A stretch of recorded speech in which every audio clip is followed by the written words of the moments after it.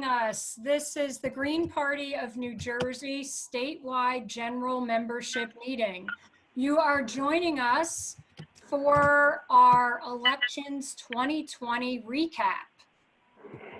We will be hearing from Jessica Clayton, who ran for school board in Brick Township, Craig Cayetano, who ran for council in Hawthorne, Madelyn Hoffman, who ran for U.S. Senate.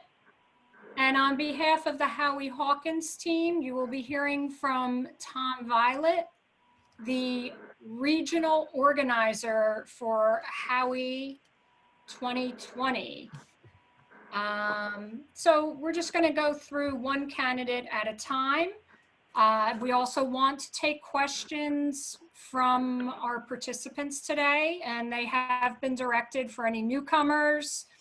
If you want to be put on stack because you would like to ask any of the candidates questions, or we can even have general questions at the end if you want to wait till the end. If you want to be heard, you can just write chat in the chat.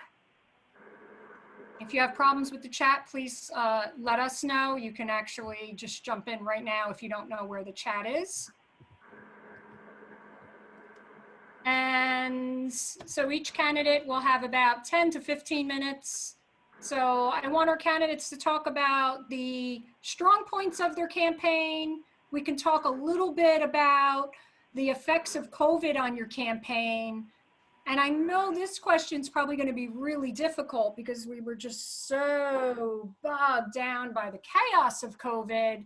But also, if you could try to get a grasp on what your campaign's weaknesses might have been even outside of the world of COVID, just to help us to prepare for 2021. And then even while our candidates are speaking, they'll go one at a time. If you want to ask a candidate a question, you can enter stack, and when the candidate is done, we'll answer as many questions as we can get through in no more than 15 minutes each candidate. Okay, so first we have Jessica Clayton from Brick, which is in Ocean County. And she can tell us about her interesting story that we all feel so badly about, but she's so strong. She's pushing through. Go ahead. Thank you, guys. So yes, I am Jessica Clayton. I ran this year for re-election. So I must always say that though I am a member of the Board of Education in Brick Township, New Jersey right now, and nothing I say represents the Board of Education, it only represents myself, Jessica Clayton, a candidate for re-election. So this year I ran for re-election. I had originally began my Board of Education running because I am an outdoor educator. I run a nature play school, a home-based program out of my house. And when I was sending my students to the public schools in Brick, I realized that they didn't value outdoor education, they didn't value play, and they were taking away recess from their students for minor infractions like not lining up quietly.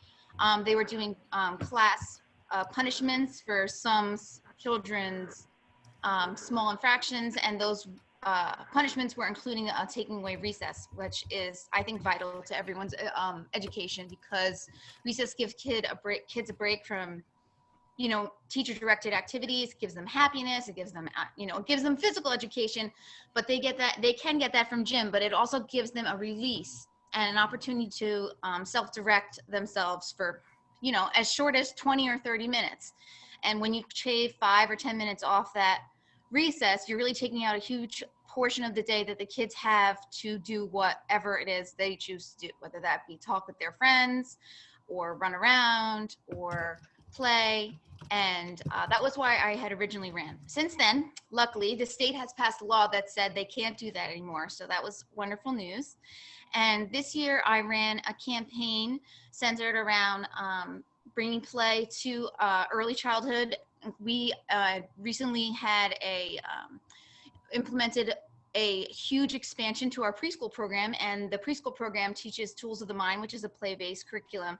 And I was advocating for play to be included in early childhood, including kindergarten, first, second, third grade, through workshop style curriculums. So writer's workshop, math workshop, reader's workshop, and we are moving in that direction in Brick. We are starting to implement writer's workshop both as a pilot, and then we are going to expand this year for full writer's workshop. So it's moving in the right direction, but I'd like to see workshop style instruction for everyone. And there's more things that I ran and advocated for, you know, an inclusive history program, curriculum.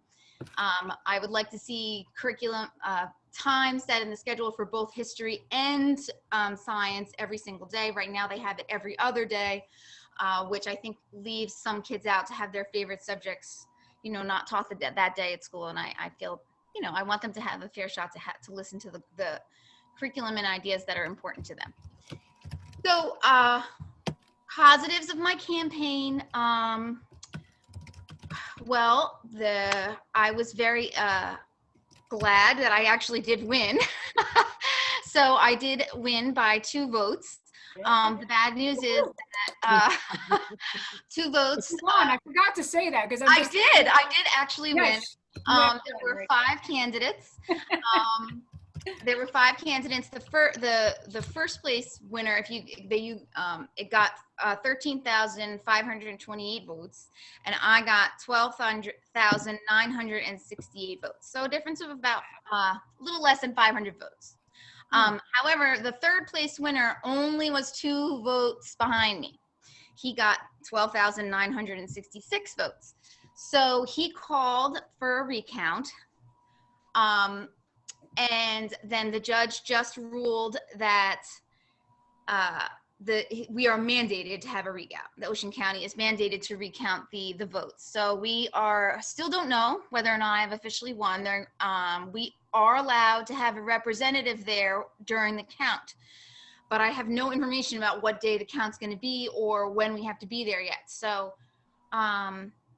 I recently sprained my ankle and I am off work for the next week. So if it's this upcoming week, and as long as they can accommodate me being a little bit handicapped right now, I should be able to go in and watch them do the recount.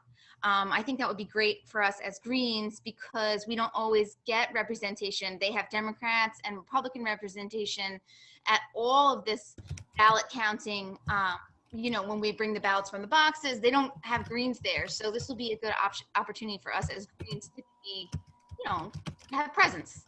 So I think that's good. That's a positive. Negative things that impacted my campaign. So I do run a daycare, and with COVID, I've felt very responsible for my students. The parents are bringing them here to my house, and I wanted to make sure that I didn't expose anyone. So I didn't do any walking. And last time I ran, we spent a lot of time at festivals, handing out flyers and talking to people. And we also walked, like, you know, I think like 6 weekends we walked. And so I would say that has how COVID and negatively impacted my campaign. I also had really set aside a good portion of my campaign funds to do radio ads, but I couldn't get any of the radio stations to call me back. They were inundated with, I don't know, I guess they were inundated with people who wanted to do ads, maybe because of COVID. I don't know but they never called me back. So I normally do a radio ad. I didn't get that. And I had really set aside money to do like online promotions, but Facebook really changed the rules about what you can promote as a candidate. And they really didn't give you enough time to know that they were going to change the rules, because once I submitted my paperwork in July and could start running my campaign, Facebook said that we had to assign an administrator back in February, and I didn't know. So I really was planning on spending some money on Facebook promotions because I do think they're really effective. I don't think that social media is, you know, like a great thing that's happened to our society, but I do think it's a really effective tool for political campaigns. And so right now, if we do have a recount and we end up with a tie, that would be bad, because then I have to run a special election. Wow. The town would have to pay for it. And maybe with the new judge's mandate to do the recount, we wouldn't have to pay. I'm not sure. We haven't figured that out yet. But if that happens, then I'll have to run again. And my Facebook administrator will have been established for enough time that I can use. I do have a little bit of funds still left in my campaign account to do some, some promotions that way. I mean, you can, I think that you can get a lot of people to view your campaign by using the promotion. So that is something that I'm working on. And hopefully, hopefully the recount just only gains me votes, and I will officially win as soon as it's over. But I'm still waiting to find out. Does anyone have any questions for me about my campaign? I see we have Barry on stack. I think he's going to ask the question I'm going to ask. I'm going to put myself on stack, but Barry, go ahead. Jess, we've talked already, I know. But does this judge's mandate take the responsibility for any financial responsibility for the recount away from the person who did the challenge? Yes, it does. Gee, isn't that a surprise? Excuse me, I don't mean to be cynical, but if you live in Ocean County, you understand what I'm talking about. I think it was going to cost him about $1,200, and now it's not. Yeah. I just really hope that we don't have to pay. The special election will cost a decent amount of money to the town. I mean, to the schools.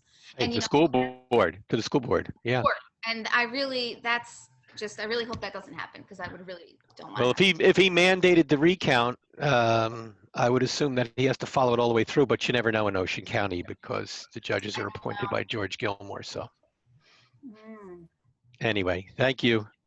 Okay, so I see we have Ray on stack and Craig on stack, but I'm going to just jump in real quick with two short questions that I think are simple.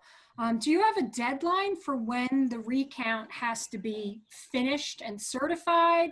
And is there anything we can do to help? So what you were talking about was with the observers, etc. What can we do for you, and how do we plug in? Over. Yeah, okay, so I don't know anything yet. I'm going to call Monday morning and find out all the details. Obviously, they've been closed for the holiday, and they just announced the recount, like, when it was still the holiday. So I don't know when they're doing the recount, but I'm assuming if they're going to make us, or they're going to allow us to observe, I don't know, they're going to arrange a date we can all be there? No, I doubt it. I think they're just going to tell us the date. So for some reason, I'm not able, or Barry's not able, then I will be looking for someone to stand there. And I've never done it before. I don't really know what my role is, but our role is basically to oversee the counters to make sure they're not throwing away our votes. Okay. Well, if you need me, I'll be there. Thanks. Okay, and we had Ray on stack.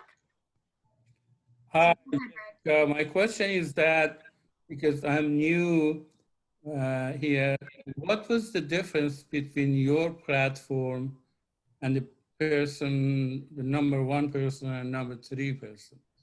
Okay. Yeah. So one of the main differences is they didn't, I'm sorry, I'm just trying to think of the right way to say it. They didn't have a lot of, I've had a whole website with a whole platform outlined, and a lot of things that I believe in. They kept it very generalized and vague. So their platforms were, I called my campaign Fighting for Funding, because that's another whole can of worms. But in Bricktown, we lost our state funding, and I have done a lot of activist work to try and get that funding back. So they said that they were, the number one voter was a mom in town. They attacked me because I don't have kids in the school district, and they attacked me because I'm the mailer that they sent out said I was a member of the endorsed by the liberal radical Green Party. That was how they attacked me. I don't have kids in this district, and then I'm endorsed by the Green Party, the radical Green Party. I think that she's a mom in town, the main vote getter.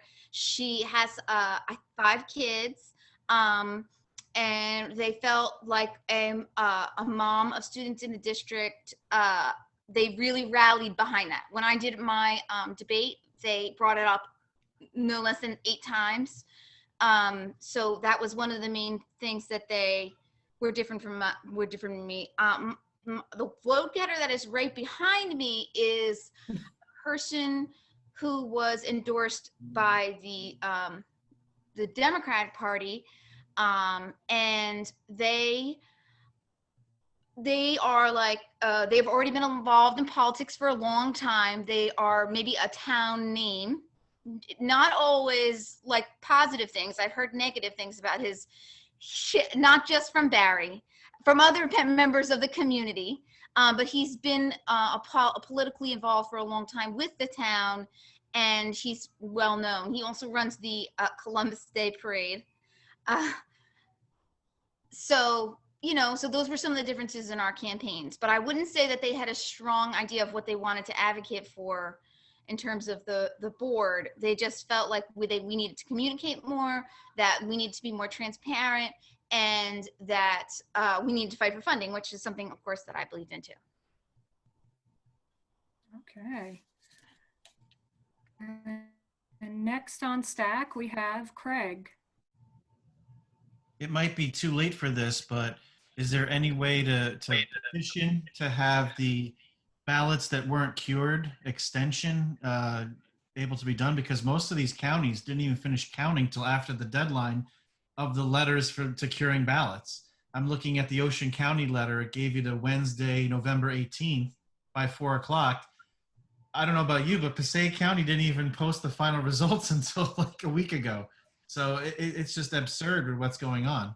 Well, so in Ocean County, so generally I have to tend to agree with you, but in Ocean County, they did, the date that I got was November 23rd, and they had a huge COVID outbreak in the office where they counted ballots. 17 different people got actually had positive cases.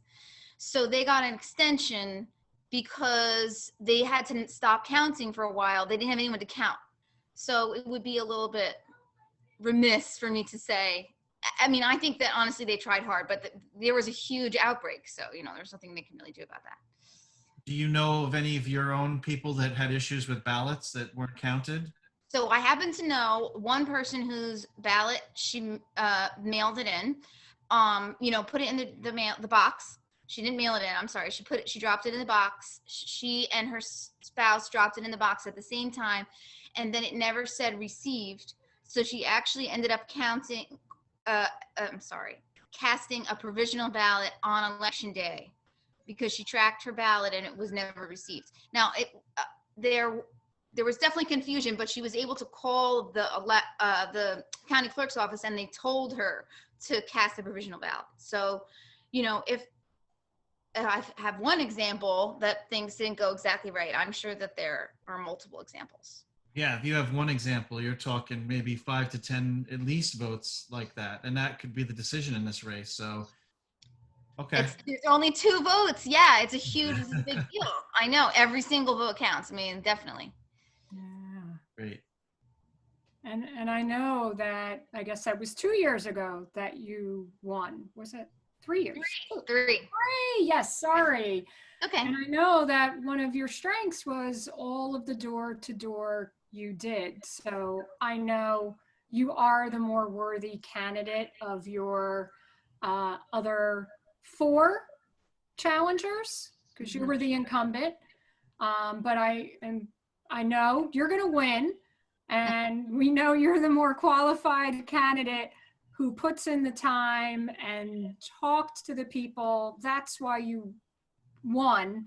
And you were, definitely affected by COVID this year, and a smear campaign because you threatened them. Yeah, I guess when you're the incumbent, you have to expect that. It was my first time being the incumbent. I wasn't expecting it, but now I will be. If I win and run again, I'll know what will happen. Yeah. So thank you so much. You're going to win and we're going to help you.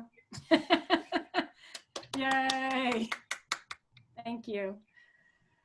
So next up we have Craig Cayetano, and he can give you his intro. He ran for Hawthorne Council, and this was a follow-up to last year. So go ahead, Craig. I'm sorry, we didn't have anybody else on stack, right? Stuart, Twitter fingers? Nope. Nope. Okay, good to go. Sorry, Craig, go ahead. No worries. Thanks, Diane. Thanks, everyone, for being here. And obviously, anybody that's going to see this afterwards, I'm Craig Cayetano. I ran for town council last year in 2019. And the reason why I decided to run was because of people like Jessica that had stepped up and run for school board. And as I was getting my feet, into the party and seeing how everything's going to proceed over the last few years of great campaigns from Seth Copperdale, Diane Moxley, Madelyn Hoffman in 2018, I figured in 2019, let me see what I can do and what I can bring to the table. So I had started to get involved in my local town by being a Green Team member. So if you know New Jersey and the way politics is, it's kind of like a who you know type of thing. Either you got to be somebody of a party affiliated person or a son or a daughter, and you usually get tapped on the shoulder, or yes, you're a coach, or yes, you're a parent and you have contacts that way. For someone like me, I don't have that. So I started by getting involved in the town through our Green Team. And basically some towns in New Jersey have an extension of their environmental commission, which is a Green Team, which anybody can join. Environmental commissions are appointed by your mayor. So not to scare you, but a lot of these local towns are Republican controlled. So, and Democrats don't really run, and they don't put together great campaigns or don't have a cohesive, approach to the community. So in North Jersey, you can find pockets of towns where you can build a movement and build traction. So with my Green Team work, we were able to start with styrofoam drives, working on other campaigns. We were going to have this huge Trex drive this year, campaigns for electric charging stations, things like that I was able to advocate for. And you're just basically taking that lighthearted, nonpartisan, approach, but you're bringing it into a town council race. So anybody can run for town council, and anybody here watching this can be confident and be assured that you can definitely do this.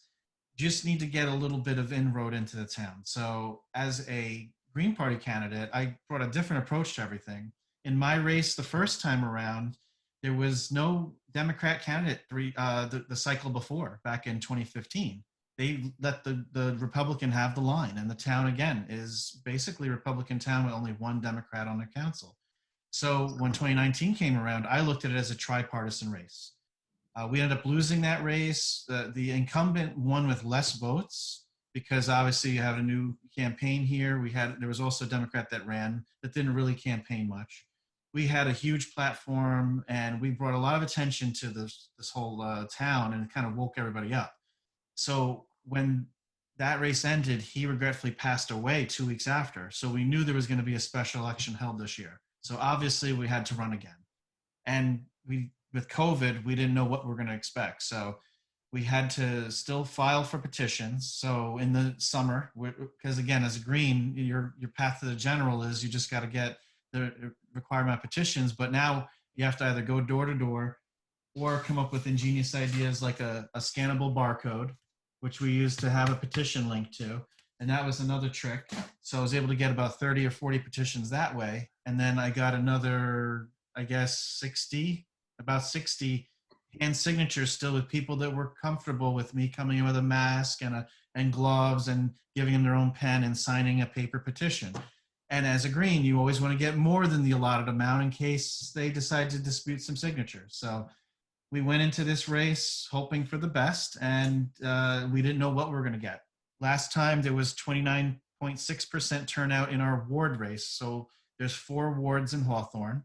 So you have 4 seats there. There's also 3 at-large council seats that are up for grabs next year. So last year we had 173 votes, and with 29.6% turnout, with mail-in ballots and COVID and all the social media stuff that was out there between the Republican candidate and myself, I will say it was a two-party race. It was a Republican and the Green. The Democrat didn't file with elect on time. She filed basically at the deadline, didn't really do any campaigning or fundraising, put out 1 light door hanger, and I think maybe 1 or 2 posts on social media, but that was her campaign. So it was a two-person race. So we ended up getting 296 votes, regretfully lost the race. There was 81.88% turnout in this Ward 3 special election due to the mail-in ballots. So you went from 29.6 to 81.88. So it was a huge difference in vote turnout from last time. The the Republican one that was appointed. So he was able to use the words incumbent because he was appointed by the council, and that obviously helped him with traction and ballot line. And he won with 56.27% of the votes, so 1,688 votes versus our 296. So we ran well. We raised, despite COVID, we raised a total of $1,405.07. A good chunk was from GPUS and GPNJ. So from personal donations, $605, which we knew was going to be tough to raise money during COVID and ask for money during COVID. Thankfully, when we crafted our materials, we were able to use the same stuff because it was a ward race and a special election race. The other stuff that we used, I made sure I put the stuff that I can cut off the top, and I was able to reuse some of the same materials because the campaign was essentially the same, with a scannable barcode to redirect people to what I needed. And then obviously near the end of the race, when we're getting out there, we made a newer formal door hanger to give. Our campaign was always social media based. Instagram, Facebook, which lots of engagements and reaches. We, thankfully Twitter, we got a lot more Twitter followers thanks to Stuart too. And we were luckily able to be on the ballot line with Madelyn Hoffman and Howie Hawkins for president. So we were able to kind of put out, the slogans and stuff and, vote row D and basically use that as kind of like the emphasis for everything. And I find the takeaways of this race were the Republican had to run a real campaign. It wasn't just about his name on a ballot anymore. He had to literally go to social media, go out into the public, go talk to businesses, which we were doing. That was all stuff that we had done the previous cycle and we were doing even despite COVID and making connections. So he had to really campaign in this race. They spent a ton of money. There were giant billboards with his name because we had solidarity amongst the town. So even though it was a ward race, one quadrant of town, you'd see my signs in neighbors' lawns across the town. So what the Republicans did, they spent a ton of money and they threw these big giant 4x4 billboards all over the town, and everybody was kind of put off by it. So that did shake up everybody. And obviously they have their supporters. You have a lot of people that are kind of just floating in the wind. And yes, the Democrat got more votes than last time. It was the same person that ran without a campaign, but you're dealing with the party line. So yes, they're going to go down the line. A lot of their stuff was vote row A because that was the Democrats' row. I think the 296 votes that we earned are people that are going to stay with us now. So I did probably lose some Republicans that didn't like the incumbent, but I know I've carried and picked up more people. So that is basically where we ended up with the race. Now transitioning into 2021, the campaign can exist again as an at-large campaign. And that was part of the plan, was to pivot on from a ward race to an at-large seat. There's 3 seats up for grabs. I believe 1 or 2 of the incumbent Republicans are not going to run again. If they do run again, great. I'm the same person running the same platform. I'll just slightly rebrand and pivot on to it. The numbers obviously can benefit us. I live in the richest Republican ward in the town, right on the cusp of it. So it kind of was tracking that I was going to lose this race, but I think we can pull out some serious numbers across town. So if we can safely say we can maybe double or triple, I think we're going to need more than that to win. Probably need to quadruple votes to win, but I think having another party and person involved will help. If I can get one of my other friends that's open to the idea of running as a green, I think that'll help to form a little bit of a slate. I would try to pull a mayoral candidate as well. If I can get at least 2 or 3 people, one as a mayor, one as a council person with myself, that'll help obviously really crack through in this town. And I think that'll be a good way to proceed. So I did pull the stats up actually. We're gonna need, for mayor in 2017, the mayor won with 2,600 votes, 2,611 votes. The councilman won with 2,503, 511, and 2,520 votes. They average about 18% of the vote, 18.5% of the vote. So to win, we're going to need 2,500 votes, and it's going to be a big push. But I do have more supporters throughout the rest of my town. than just my ward. I think because it's a town race, they'll be more inspired and invigorated to help us do more canvassing to cover each part of this town. And I think it's just spreading the word and running an honest campaign. We've done that. We're an issue-based campaign. Everybody's seen some of the videos or hasn't seen the videos. It's more about taking that, sustainability message and bringing it to the local community. There's no reason why we can't have solar on our borough buildings. There's no reason why we can't make sure some of these buildings that are trying to be used for commercial and industry can be used for green space or parking for the county park and stuff like that. So the platform crafting as a green platform is a little different, especially on a local level. So I do have some people that try to hold the national platform against me, and I just try to explain it in a different way and say that, greens are here for a different reason. We're all about small business. We basically want to make sure that we're looking out for the environment, and taking it that type of approach I think is more understandable on local stuff. So there is a difference where you have people holding your national platform against you on a local level, but I think we've been able to put together some consistent messaging. And yeah, I look forward to running in 2021 for at large, and hopefully I'll have your support. Okay, and I saw we have at least one person on stack. Anybody else jump on stack? I'm going to add myself on stack after Denise if her question isn't mine. So Denise, go ahead. Okay, I have to try to remember exactly what it was, but I mean, basically the gist of it is that I'm kind of thinking about following Craig's lead in terms of eventually running for council in my town after several years on the green team. And I don't think it'll be next year, probably be like the year after, but I guess that I'm looking for any advice that Craig would have, and keeping in mind that actually Glassboro is a Democratic controlled town as opposed to a Republican controlled town, which maybe is an advantage, I'm not sure. But I would need to come up with a platform, obviously, and figure out when the next opportunity to run is. There's a lot of information I need to get, but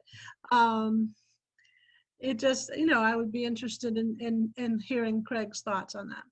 Oh, of course, Denise. So I would say to look back at the last few years of those seats to see the votes and see who ran. Did they run unopposed? Were there other challengers from a Republican Party or any independents that might have ran against them? And yeah, I mean, the green team stuff, as we know, it's an approachable platform. In this town, it's a Republican controlled town, but you have Republicans that are environmental friendly. So you can kind of appeal to those people. I know it might not be what everybody wants to hear, but being a green is trying to find what's the best issues in your town to focus on. So another one I was focusing on was obviously, safety, bike safety, pedestrian safety. And they just want to slap up some of these like crosswalk signs that flash and maybe some more stop signs. And I'm like, no, you actually need to look at speed plates. You need to look at reducing the speed limit, which means the town needs to talk to the county on these county roads and fight to lower that speed limit. And you do need to look at other things like, why not put solar on? We have a pool, so why not put solar on the pool to power the pool? Why not put solar on the borough hall? Usually in 8 to 10 years, the town recoups the expense of solar. So there's got to be some stuff that you can bring up that maybe the Democrats aren't talking about. They might just be lightheartedly bringing it up, but obviously charging stations help your small business community. If you brand it and you say, hey, look, we're going to offer you free charge for an hour, come on down to Glassboro because we want to, have you come and check out our restaurants, check out something. So you can use these different tools to help small business. And honestly, greens shouldn't be about chains. It should all be about small local business and co-ops and trying to find ways to help that. I would love to expand my community garden even further. We have a nice little community garden, but we've got another patch of park that was given to us by the county that's ours. I would love to turn that into a larger community garden to compensate for stuff like COVID happening. It'd be great. We have a food pantry in town that nobody goes to because they feel kind of, weird about it. So, and they don't want everybody to know their business. So wouldn't it be great to have a food pantry that also has a community garden that actually can grow crops to feed the community too? That'd be another way to extend. So And obviously graphics, materials, stuff like that. I've developed a lot of stuff that I can, basically just pop somebody else's name in. So I think that's also the part of it, is come up with good looking, professional looking materials, which actually led more credibility to the candidate in a campaign that you're trying to run. So I think that's what we may be lacking in some of the other local races across the country. And as time goes on, we learn and we adjust. And yeah, any other questions, definitely let me know. Thanks, Craig. Yeah, that's really good. Okay, excellent. And I see we had Ray on stack. Hi, I have the same question, Craig. What was the difference between your platform and the Republican candidate who won? So the Republican that won was able to use the incumbent stuff. He basically they were out spending tons of money and raising money. They had a big fundraiser, which got a lot of flack, and they were out there spending money on videos. He did a lot of the stuff as a councilman. They put him in the seat in January. They started to pass stuff like flashing signals and things like that we had brought up in council meetings that we need. And then what they did was they did PSAs with him in them, not the council, just him. So he was putting out these public service announcements, which were basically beefing up his name and his saying that, oh, he's doing all this. He's not doing all this.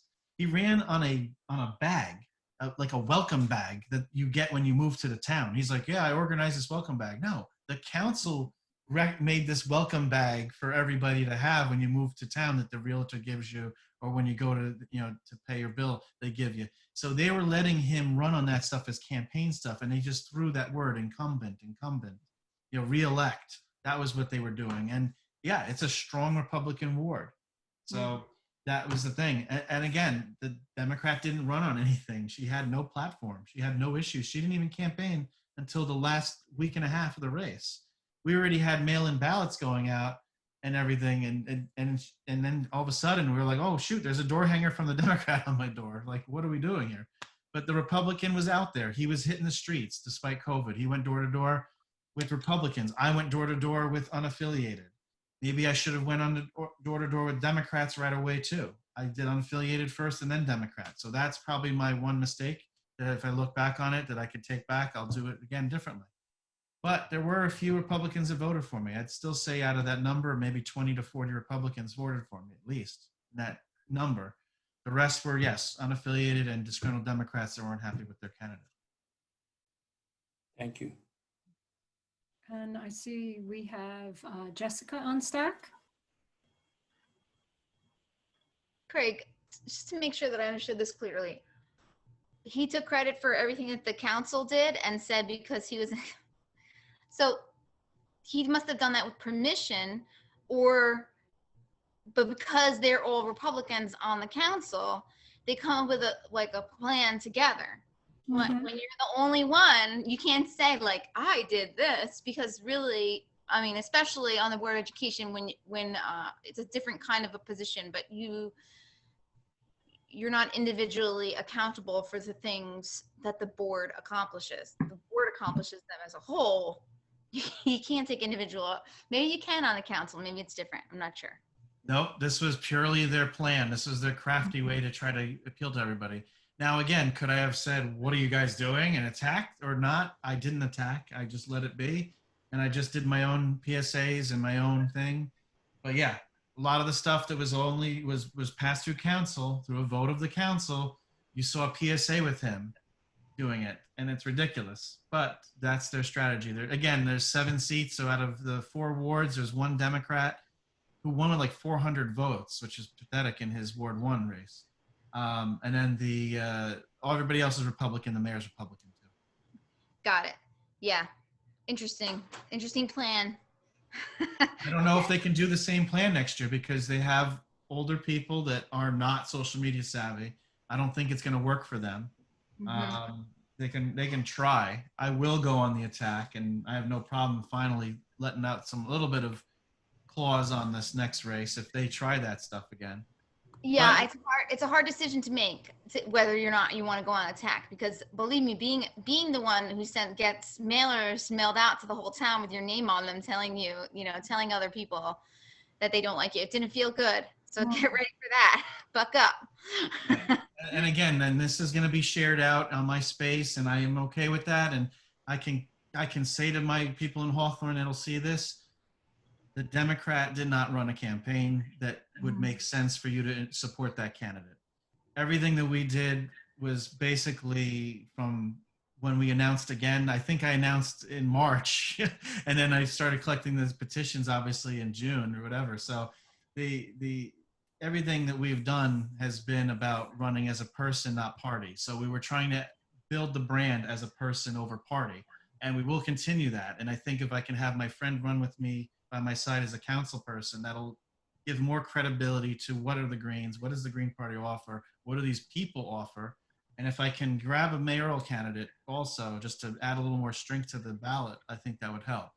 Whether or not we all win, if one of us wins, it's only going to help build and actually will help spread out the party and get more attention to the party, which is the goal. The goal is to win. If you don't win in the election, you're still growing your party.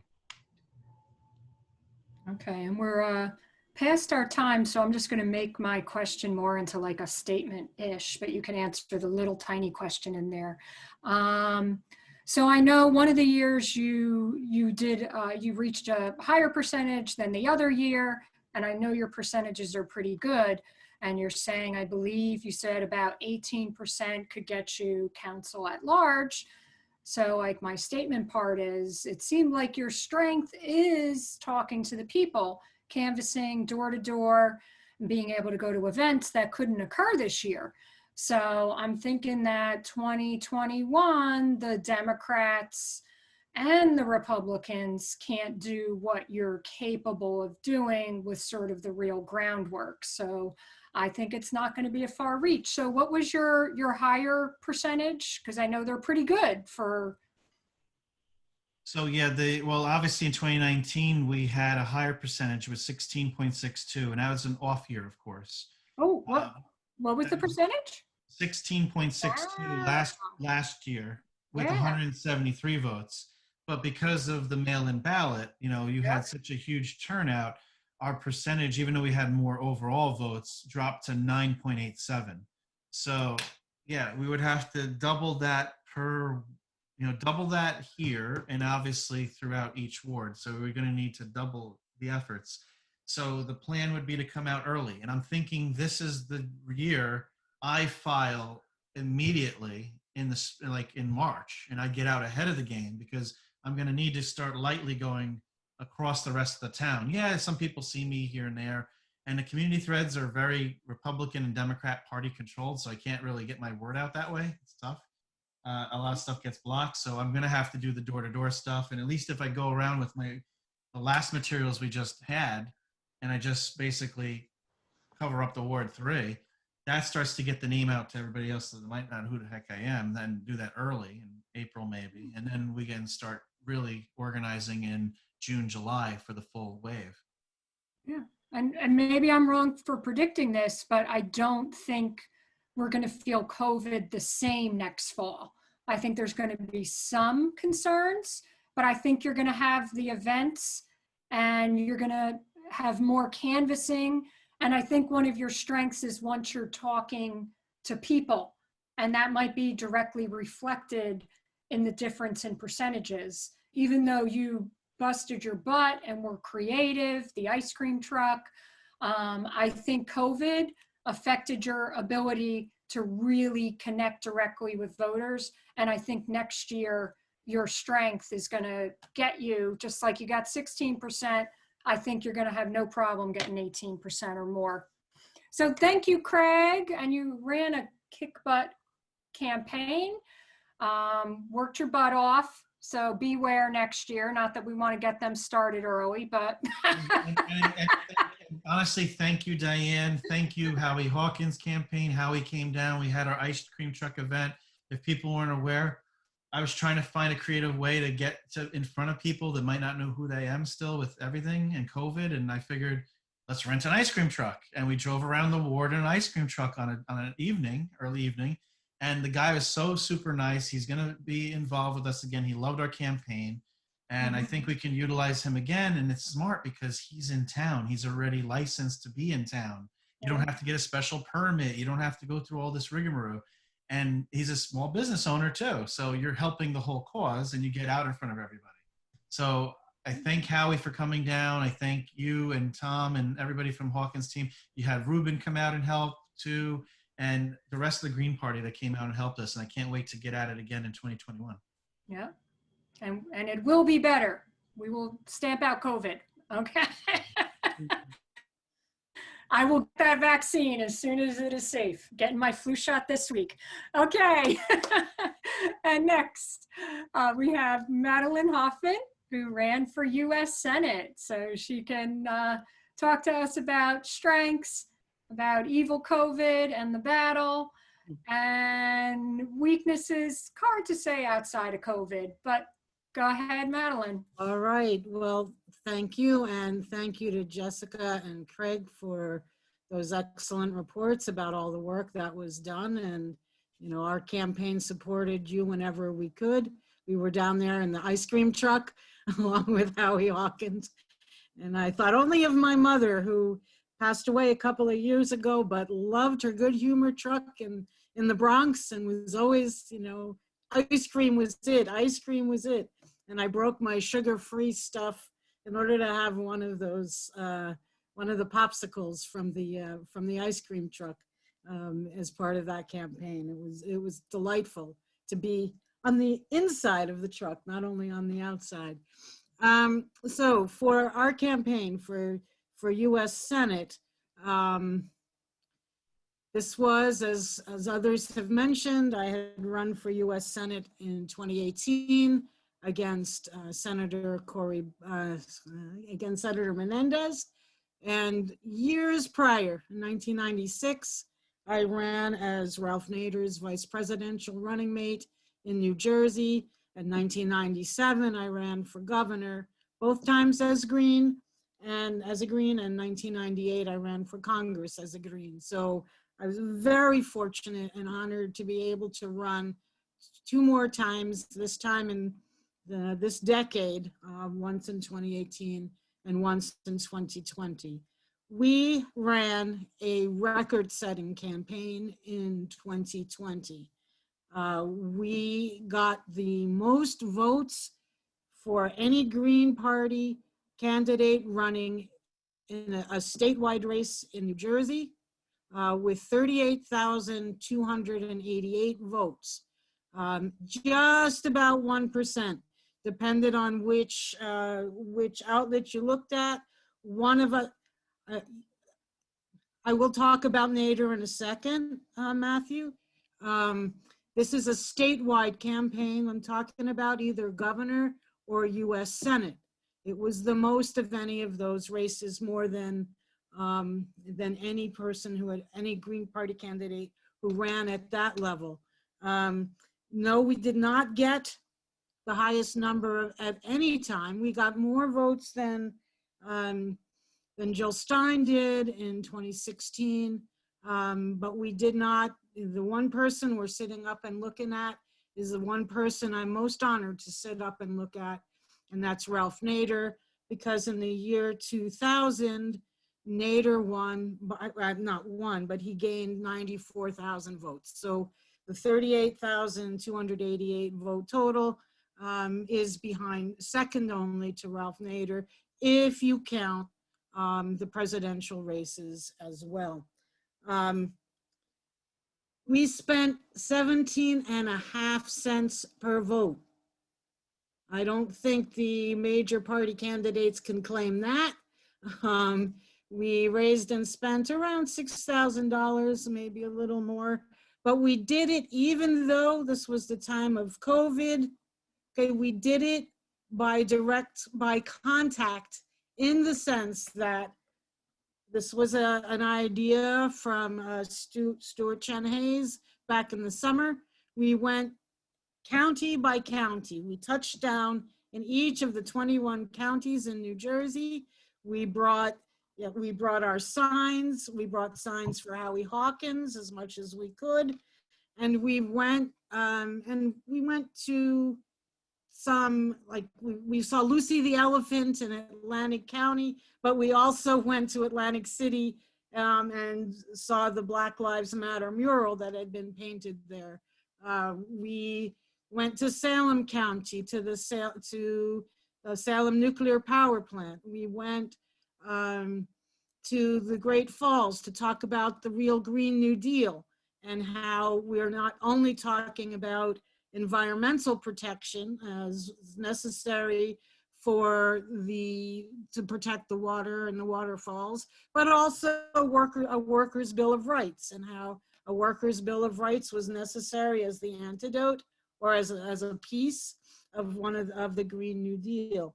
We also visited a military, a naval base in Monmouth County or Ocean County, I've forgotten which, and brought out the fact that the military budget takes more than 50 cents or 57 cents in some cases out of every tax dollar that people in the United States spend.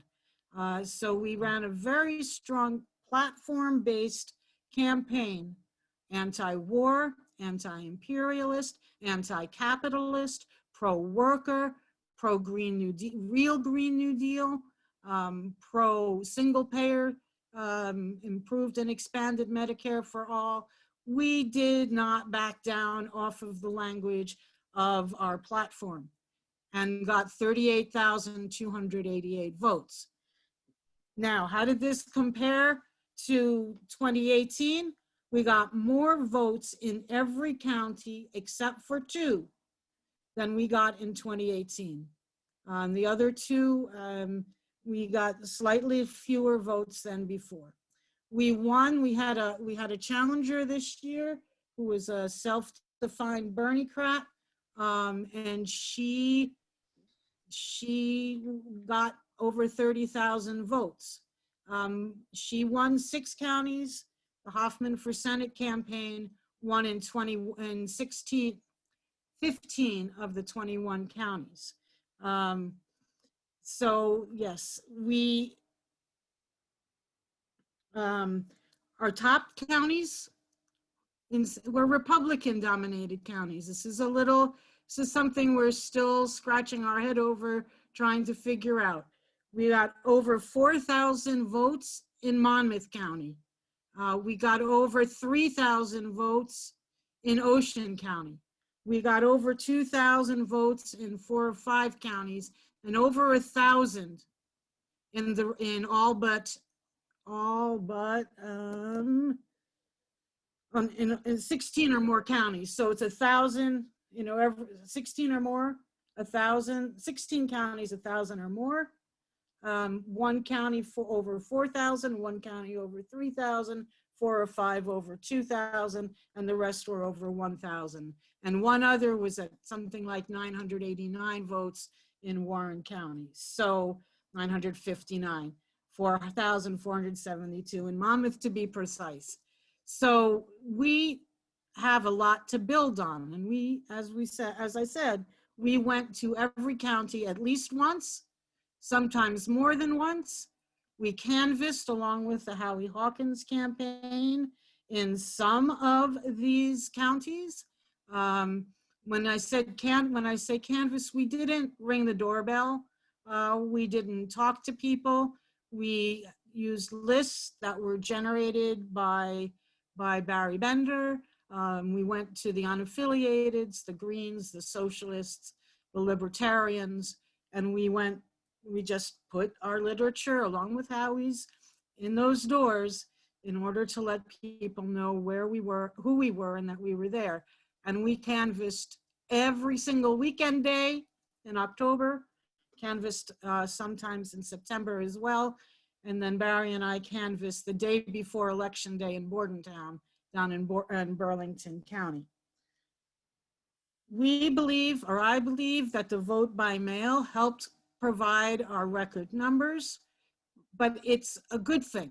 The vote by mail is something that, as Craig was describing, also increased voter turnout in Hawthorne at a local race, and it increased voter turnout for the US Senate race. This is something that we should consider going forward. I issued a press release right after the election indicating that perhaps vote by mail should be the preferred method of voting, because, hey, if it's in-person voting on November 2nd, or the second Tuesday in November rather, and you work and you can't get to the polls between 6 in the morning and 8 o'clock at night, with vote by mail, you can take your time. You can go, you can put your ballot in a secure ballot box, and more people were able to vote than if it's only, confined to the one day during those particular hours. We formed coalitions twice with other independent political parties. Once during the height of COVID, when the Democrats and Republicans were given the opportunity to collect signatures electronically, we combined with the Libertarians and Socialists and GPUSA to call for the Green Party and other independent parties to have the right to collect signatures electronically as well. And we were successful with that. We also did the same when it came to debates. And when we talk about weaknesses, or we talk about things that were harder during COVID, the fact that there were no candidates nights for us to attend, where our candidate, I could be on a dais with the other candidates for US Senate or for other political offices, that hurt us. That was something that we did a lot of in 2018. We wound up holding our own debate with all independent political candidates. Got some flack for it because the independent candidates also included somebody from the LaRouche Independent Party, but the Green Party's philosophy is all ballot qualified candidates must be included in the debates, regardless of what political party they represent. We're not in the business of deciding who should debate and who shouldn't, and nor should the Democrats and Republicans be in the business of deciding who should debate and who shouldn't. If you're a ballot qualified candidate, then you're in. It should be as simple as that. We were dealing with a media that was prepared to anoint Cory Booker as the next senator for the state of New Jersey. And the only debate that happened, there was none during the primary when Larry Hamm was running as was primarying Cory Booker. There were no debates during the primary, and the only debates took place 7 days before election day, after 3.5 million votes were already cast in New Jersey. And the outlets that held these debates knew very well that the three independents wanted to be included because we protested out in front of Senator Booker's office. We invited Booker and Mehta to attend our debate. And we wound up holding our own debate with the three of us alternate candidates. We publicized it. We, had multiple views of the video, and our corrupt media, that's an arm of the corrupt Democratic and Republican Party machines, deliberately and consciously still excluded us from the debates. And I'll never forget it, and I will never forgive it. This is something that as Greens, we really have to be aware of. Other strengths I need, since Matthew is here, I want to thank Matthew and Stuart for all the social media work that was done. We had tremendous social media presence on Facebook, on Twitter, on Instagram. We had some memes that got 14,000 views. We had a program for, elevating women, because this is the 100th year of women's suffrage. We had a program elevating women that received more than 12,000 hits. So we utilized social media very well, but I think and I want to thank Matthew Scholar for being outreach coordinator and all the work he did with social media here in New Jersey, and Stuart Chen Hayes for his work with Twitter, helping me to get more and more followers on Twitter. Two things to end with.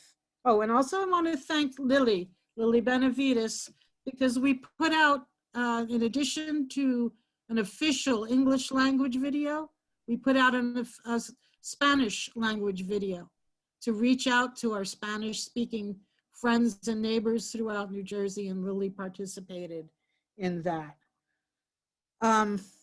So the other two quick things, and then open up for questions.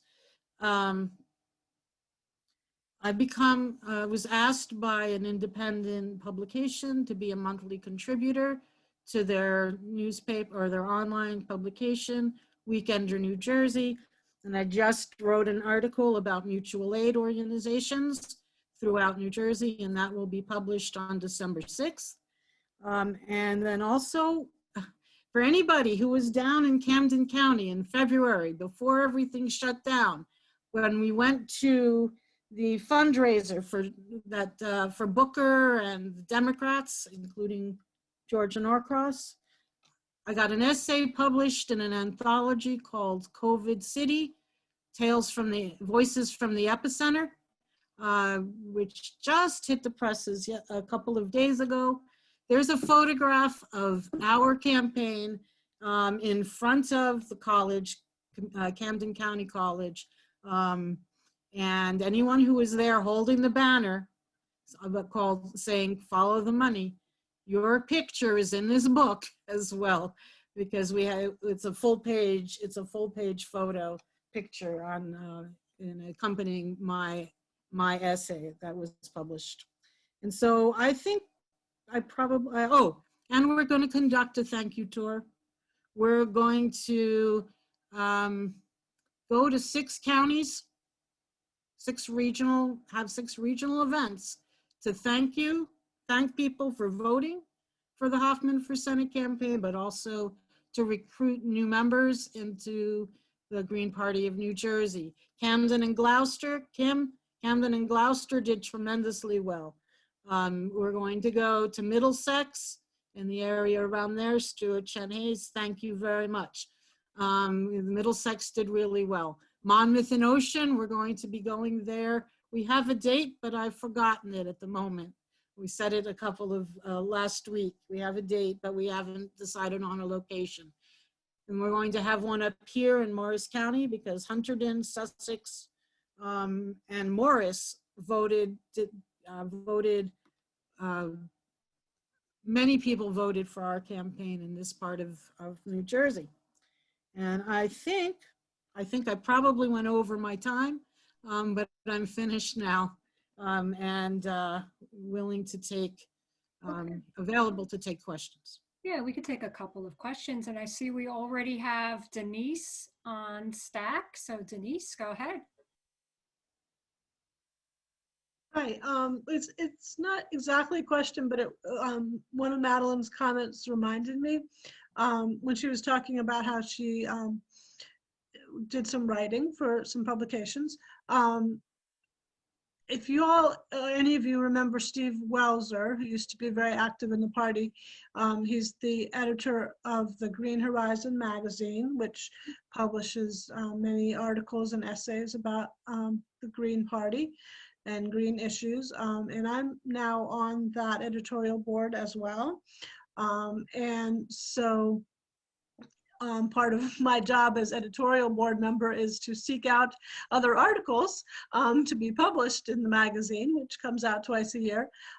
So I just want to extend an invitation to anyone who has been thinking about or has already been writing an essay that they would be interested in potentially having published in the magazine to get in touch with me, and we'll take a look at it and probably publish it. So the next one it would be coming out in the spring. Yeah, thank you, Denise. I'm also on that board, but I've been otherwise occupied for the last 6 months. But yeah, no, I think that's a great invitation. I was just going to say, could you drop your email or a link to the magazine in the chat?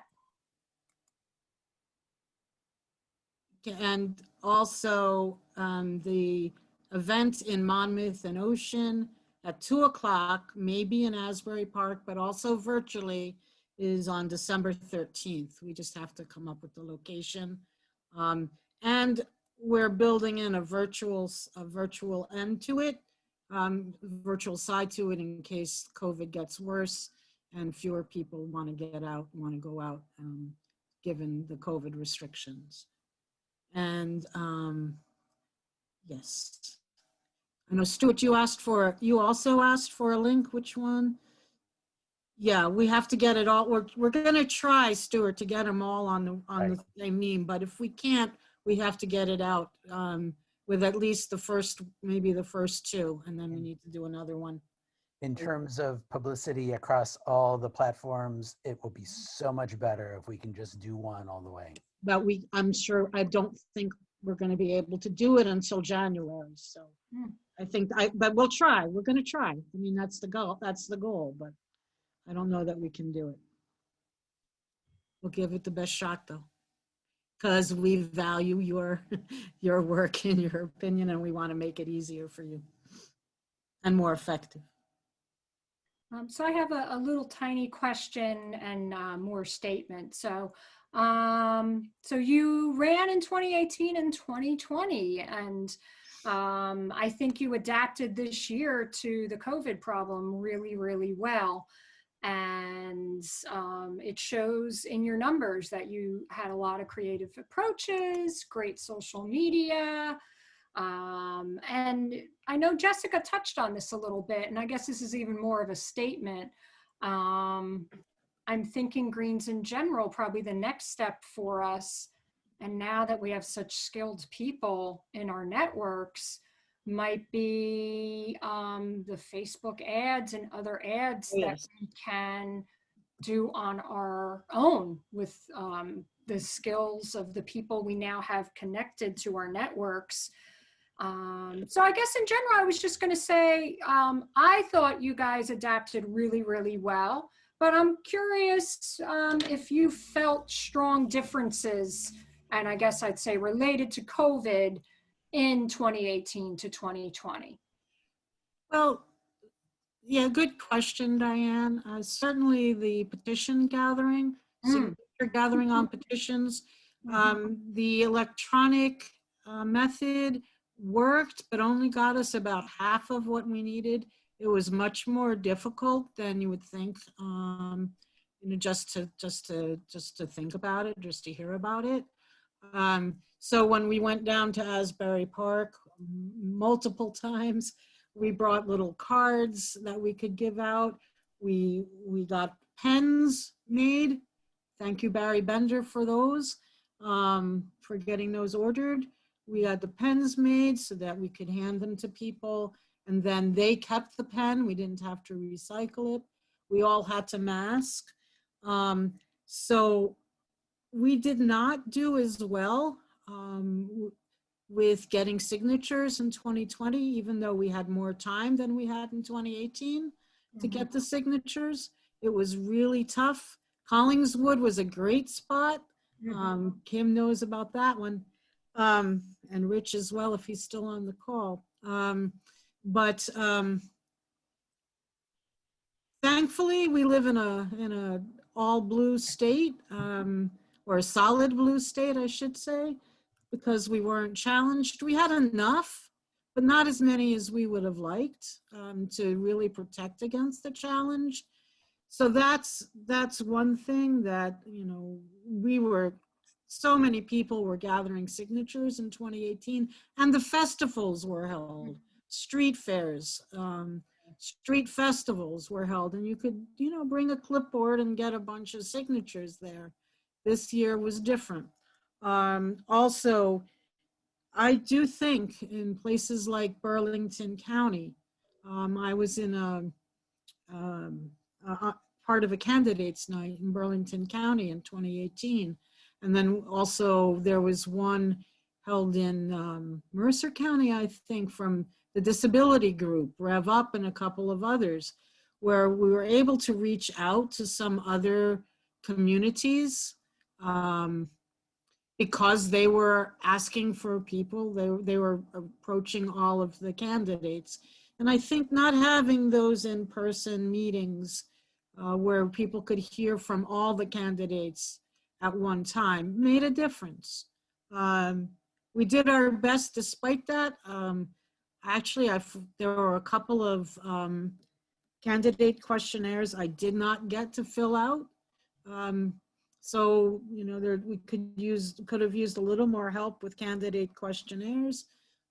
We were able to hire a campaign manager, Kate Sobolewski, and that was really helpful. But we still needed more assistance with the candidate questionnaires. And your first point was Ads, maybe we which should one? look more into, maybe we should look more into ads, because I know. Oh yes, Jessica ads. brought that up, and we have really skilled people right now. Yeah.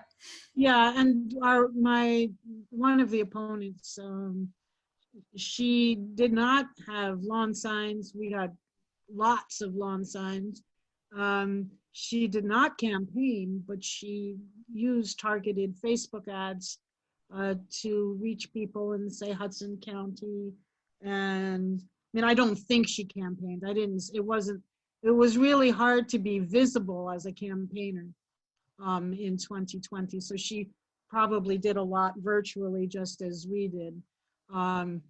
But her targeted Facebook ads apparently really worked in some of those counties where she got more votes than I did. And that's something that we should do more of. All of our candidates could learn from that, to get those Facebook ads in early and targeted, and as part of an overall media strategy. I think they really were effective. Yes, and we did a little bit of phone banking, but that's another part of what we should build into our campaign. Any campaign we do going ahead, moving forward, especially on a statewide level, but also, I guess, on a local level where you know people. And we intend to build off the numbers to get a hold of all the greens that we can, in all the counties where we did really well, and follow up with them and build the Green Party that way. Okay. And I'm sorry, I saw that Matthew was on stack and we have Ray on stack. We're already over on this segment, but if you can keep your questions really tight, and if your questions are burning, we'll go in that order. Matthew? I was just curious, what kind of endorsements did you have, Madelyn? Oh, well, I can't get into all of them because of time constraints, but we got a lot of really strong endorsements. Chris Hedges endorsed all the Green Party candidates. I think that was very, very helpful for us all. We received at least 5, I think, endorsements from progressives who ran as Democrats in the primaries and who did not have an opportunity to run in the general, because if you lose in the primary, that's it, you're out. So we received quite a few endorsements from progressive Democrats. We did not receive endorsements from Our Revolution, even though we tried, and we were told that our platform aligned perfectly with Our Revolution. The fact that we were Greens and not Democrats, I think, played into their decision not to endorse us. We missed by like 1 vote or 2 votes for 2 sunrise groups in New Jersey. Even though, again, our platforms coincided very well. And then we received, you know, the Jill Steins, the Jamu Barakas, the some other national figures, Margaret Kimberly, Black Alliance for Peace, and a few other individuals, some radio stations like Kate's in the kiosk based now in her home in Hackettstown. And so we got a wide range of endorsements, probably around 30 altogether. Lisa Savage, candidate in Maine for US Senate. We worked really hard on the endorsements, and it was, we got the endorsement of a Green Party candidate for mayor in Columbia endorsed our campaign. So it was one of our strengths, I believe, although we certainly were wanting to get some other endorsements in there that, I don't know, maybe in 2 years, maybe in 4 years, they'll be more willing to endorse a Green. Okay, and then we had Ray on stack. Go ahead, Ray. Okay, this is, I have been, you know, I had personal contact with senators from New Jersey because none of the branches of state government follow the US Constitution. The judiciary and the Attorney General was supposed to safeguard the US law and the state law. So I went to these 2 senators, which are basically useless, and asked them, you know, the US government funding these, you know, they're giving money to these branches of the state government in New Jersey and condition that funding to the degree that they follow the law. And they told me that, sorry, we cannot do that. We cannot help you. Even though the US senators are supposed to safeguard the US Constitution and US laws. And my question to you, Madelyn, is, have you, you know, gone into such a concept at all about, you know, about enforcing US laws in, you know, in a state government as a US, as a senator, as a candidate for US Senate? And to be honest, Ray, this is the first that issue has been raised before me. And had I known about it during the campaign, it would have been raised. And no, I tend, when I run, I tend to focus on the positives in the sense that these are the policy initiatives we want that our senators are not giving us, and they're not giving us these, they won't give us these policies because, as Andrew said earlier, the big money that's in the campaign and the big, you know, the big political action committees and corporations that they answer to.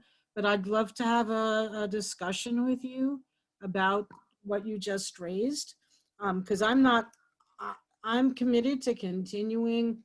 I have to figure out exactly how I continue to raise these issues when I'm not formally a US Senate candidate, but I want to keep raising these issues, especially of corruption and especially of collusion. When, you know, things that are not being, the law is not being upheld for whatever reason, or the responsibilities are not being performed for whatever reason. So I don't have much specific to say in response to what you just said, except let's talk. Sure, great. Okay. And just tell me how to contact you. Let me put my, let me put my email address here for now.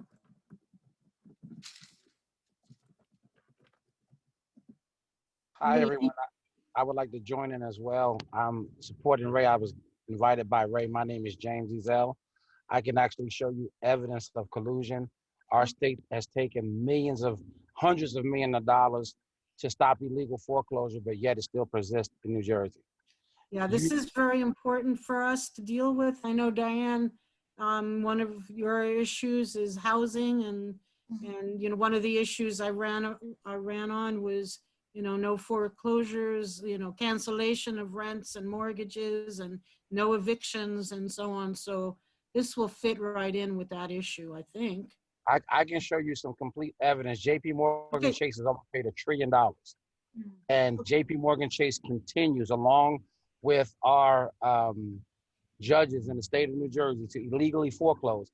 I'll just give you a brief description. Myself and Ray both have mortgages that were done by companies that are no longer in business.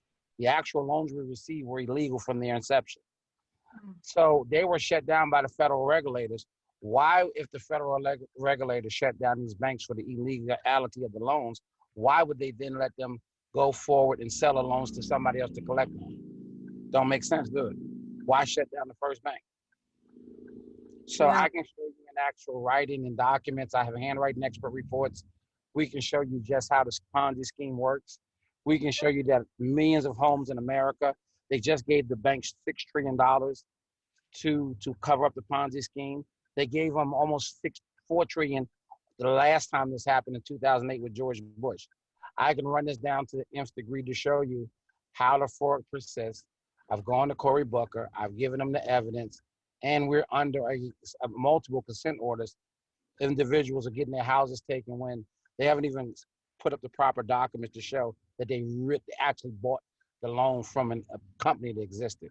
We got assignment of mortgages that are on our homes that were created 6 years after the bank was closed. Hey, James, this is Diane Moxley, and I'm the co-chair of the Green Party of New Jersey. How are you? So glad, yeah, nice to meet you. I was just going to say, glad you could join us. Yeah. We are just going to be touching on one more of our 2020 candidates, and then we're going to wrap up the candidates recap. Yes, and ma'am. we do have another part of the agenda, which we could talk about some of the things Greens have been doing in the state.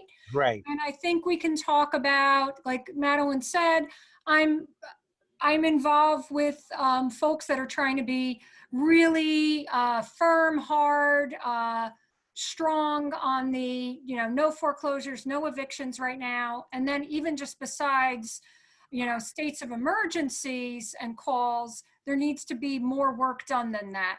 So why don't we move that to the other side of this portion? Okay. So please stay on, okay? Yes, I will. I'm traveling back to New Jersey, so I'll be listening in. Okay, So cool. And then you can jump into that portion. Thank you. And thank you for letting me interrupt you. Thank you so much. Thank you. And you can email me any of the documents you want us to see. I will do that. Okay. Ray's got the email. If you would get the information, Mr. Ray, I'll be looking forward to it. And I really appreciate it. I'm looking forward to working with you. I'll be quiet now and let you guys proceed. Likewise, thanks. Thanks, James. Okay, so we have our last campaign. Tom Violett was the regional organizer for the Howie 2020 campaign. And we had Howie Hawkins and his awesome running mate, Angela Walker. Love them both. Okay, go ahead. Yeah, thanks, Diane. So I think most people on this call know who Howie Hawkins and Angela Walker are, but for your benefit and also people who will be watching this, Howie Hawkins is a longtime Green. He was actually one of the founders of the Green Party when they got together in Minnesota back in the 80s. And he's run for office numerous times. He's been a longtime activist, and he's based in Syracuse, New York. He's run for governor most recently before the presidential campaign, this current campaign. And he's been pretty successful. He got 184,000 votes against Andrew Cuomo, and he moved policy left for sure in New York, that they adopted a $15 an hour wage. They banned fracking. So this is an example of what Greens can do when they run for office. Even if they know they're not going to win, we can influence the political debate and the political decision-making process. He tapped as his running mate, Angela Walker, who ran with the Socialist Party as vice president. And she also ran for sheriff against David, I don't recall his last name, but if you recall, he was that cowboy sheriff who wore the white hat or black hat in Wisconsin, and she blew everybody away by getting a huge percentage of votes and came very close to unseating him. And she's just a very dynamic candidate. And so just some general pros of the election. We experienced similar challenges to the state candidates, but we did have a good cost per vote also on a national level. It was definitely the best because it cost us about $1.25 per vote. And how we achieved, I don't have the exact number because they're still counting, but it's over 400,000 votes, which in most states exceeded Jill Stein's vote total in 2012. And in New Jersey, he exceeded it. He gained, the last count I had was over 14,000 votes in New Jersey. And similar to Madelyn, his biggest vote total was in Monmouth County, which is interesting because Monmouth leans slightly Republican, but that isn't always a factor. Overall, he got 0.3% of the national vote. So he was on the ballot in 30 states. Again, as we had challenges in the state of getting on the ballot, which we did through the commitment and hard work and really risk of the individuals who went out there during the height of COVID and took the chance because of their belief in our candidates and our democratic process and the importance of getting on the ballot. We did get on the ballot in 30 states. We were write-ins in 17 other states. We got kicked off the ballot in a few states, most notably Wisconsin, which we are in a legal challenge. We're suing the state just because of the money that we spent to get ballot access and trying to recoup that. And also Pennsylvania, initially, Angela Walker was kicked off the ballot and Howie was on the ballot, and then they kicked Howie off the ballot. So that's also an area of contention. But some other positives were we're the only national presidential campaign that got matching funds. And the party had a true primary campaign or a primary process. And Howie, of course, won that primary. So that was good for the party and to show that we have a democratic process, that there were numerous primary candidates and every state had their primaries and Howie came out on top. We really developed nationwide a great team of organizers. I wasn't around for the 2000. I was around at the tail end of the 2016 presidential campaign, but what I'm told from people who participated in that and previous campaigns, that this was much more focused on organizing and building not only the campaign, but also the national party. So that was definitely a positive. And the campaign was run on a left unity platform, understanding that the importance of really building a third party and making that an intentional part of the campaign. And as part of that, we got endorsements from the Socialist Party, Socialist Alternative, a few DSA local chapters. We did have a specific campaign to get DSA endorsements, spent a lot of time and effort on it, and we did get a couple of locals. We also had the Independent Socialist Group, the Legal Marijuana Now in Minnesota, which is a recognized party, Workers' Liberty, and also Student Loan Justice. So besides individuals, those were the main parties. It was also the first campaign that I know of that we had an intentional Spanish language component to our campaign. We specifically targeted Spanish language newspapers. We had on our staff, on our media team, a gentleman, Patricio, who's a professional journalist and writer who's particularly targeted the Spanish language media and that aspect. That was definitely a positive.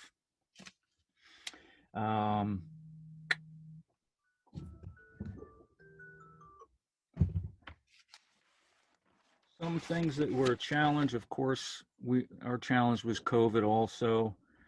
I think the main thing was just a total media blackout, because we know this in New Jersey, and this was the case nationwide, that even amongst our progressive allies or friends, that even though logic told you that Biden was going to win New Jersey, he was up consistently by 15 to 18 percentage points, they still felt they had to vote for Biden and not for Howie Hawkins or other third-party candidates. And that definitely took away from the vote totals.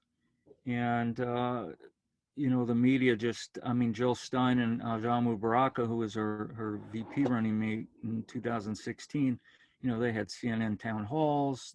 I think they were on MSNBC. They were on Democracy Now! Fox News, everything. Yeah. We didn't have anything. We had to really create our own media, which we had our own media team, and we were really creative with that. And we had folks who just concentrated on that. He did get on Jimmy Dore and he was mentioned in some media, but that makes it really difficult because people just didn't know who he was. And if you don't have a lot of money for a campaign, the only way that's going to happen is if you get on national media. Now, another upside is that and this came late in the campaign that we realized this, that the vote, the youth vote, I'll call it, that's going to be voting next go around, 14-year-olds to those just turning 18, are huge fans of Howie's and the Green Party platform by extension. And, we found out fairly recently just on TikTok that there's been like 3 billion views of things related to Howie Hawkins and the Green Party. You look on there and just do a hashtag Howie Hawkins, and there's videos that have over 1 million views. And same thing on Twitter and other platforms that we're getting to learn, because I should say the social media campaign was excellent with Howie Hawkins too, and his website. And every Tuesday he had a meeting. Madelyn was on that too, on Facebook, their live streams, and got to talk to their voters and potential voters. And I guess the final thing I'll say is that the campaign is continuing as an organization. They've transitioned to a 527 so that we can still receive funds, and you can still go to the howiehawkins.us campaign website, and you can sign up.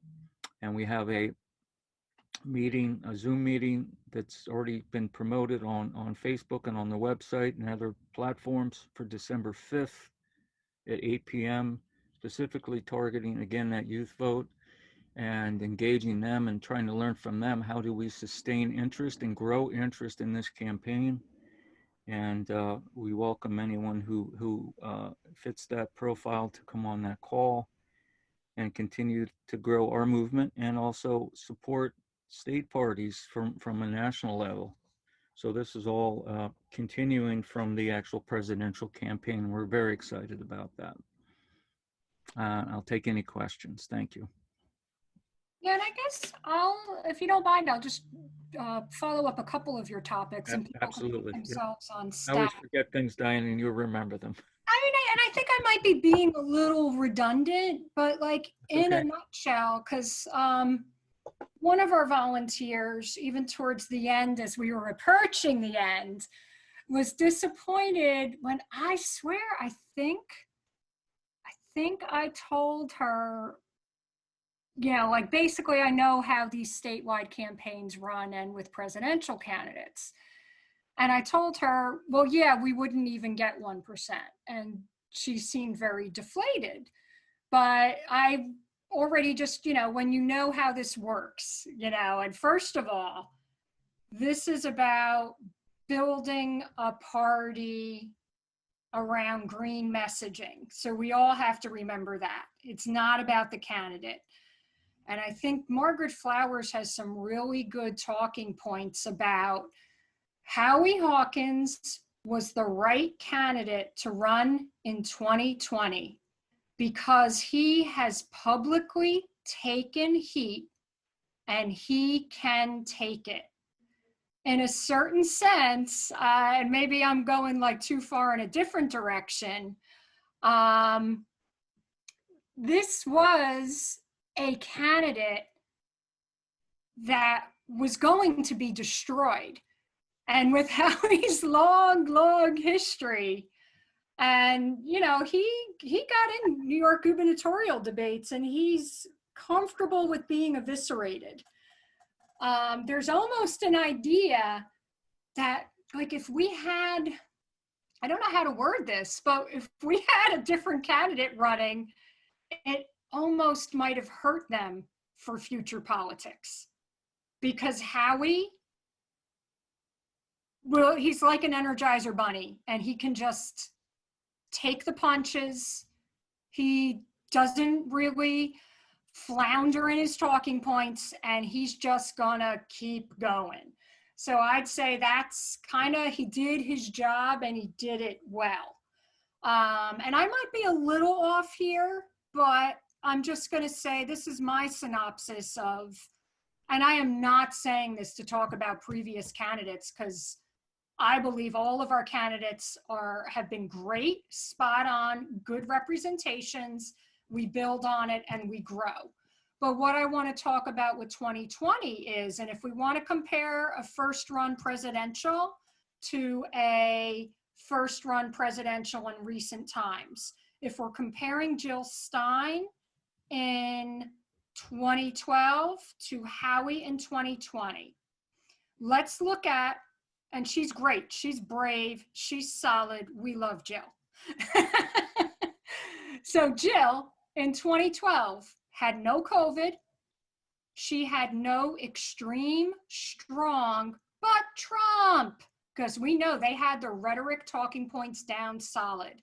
We even had Greens within our own ranks that are a little bit, you know, less active Greens, but we all know some of them that were saying the talking points of, but we have to get Biden a huge popular vote. So they had a solid talking point, how they were even saying there are no safe states. In 2016, there was one particular in Green in New Jersey who got vilified and attacked by all Greens for saying we had to vote blue no matter who. For some reason, and it was amplified by the but Trump, this was a year where you had to have more than Teflon panties. And, you know, Howie's just Teflon. So he's a brave warrior for being able to put his name in the hat. Now, okay, I'm still just gonna, I'll wrap up quick because I know we gotta move on. So Jill Stein in 2012, she had no COVID. She could be amongst the masses, talk to the people, which is what Greens kick ass with. She had no but Trump rhetoric. She had none of the historic legal challenges that Howie faced. These legal challenges were historic, intense, and vicious. She had none of the petitioning COVID problems. We had states that refused to petition because they said they couldn't because of COVID. So all I'd say is, well, we got to remember, we made it through. We're all, knock on wood, we're all smart people who are social distancing and staying safe. We have our health. We're going to continue. We're going to grow. I think, like I said, I think Howie was the right candidate for 2020 to be able to withstand these multiple variables that when he threw his name in the hat, he didn't even know he was going to face. So I can't thank Howie, and my God, every time I say Howie's name, I should throw in Angela because she is a superstar. And she was working through this campaign. She took hell and shit, and she's wearing the Howie Teflon too. So we had two people in Teflon armor who were so brave and got us through this. They are warriors. They are superstars. And now the real work continues, and that's what they're about. We have to educate, agitate, organize. That's what we're about, and that's what we're going to do. I think we hit our 15 minutes, but if anybody has a couple of questions, shoot. Hi, this is Ray. Nice to see you again, Tom. I voted for Green Party in 2016 because the other candidates was totally garbage. And obviously I voted in 2020. Now I had a little bit more time. I still have a personal problem, which is taking most of my time, family problem. And then I contacted Green Party in Monmouth County, and Tom was generous enough to spend half an hour with me, and then I got onto your mailing list. My point that I want to make is that the entire country is like Trump. Is not really, our country is not really run by capitalism. It's like banana republic. Corporations act like Trump, but they are smarter than Trump, so they can cover it. And then when I worked for corporate America for a few times, for 31 years, and I got fired, and then I got into US labor law. If these corporations actually enforce the US labor law, the CEOs cannot make 50, 10, 20, $200 million per year. They cannot afford it. The reason they're making this much money is because they rip off the customer and they rip off their employees.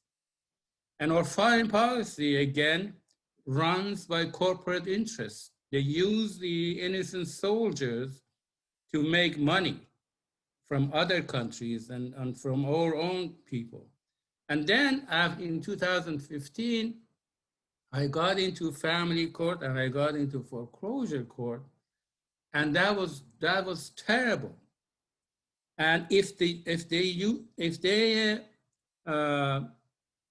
they enforce the U.S. laws in New Jersey courts, the U.S. Constitution, then we will not have so much problems. The way they are ransacking minorities, blacks and brown people, is like the way COVID is treating minorities.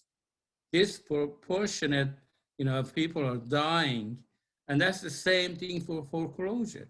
Nobody checks these documents. Nobody examines the documents recorded in Monmouth County by big banks, by any bank.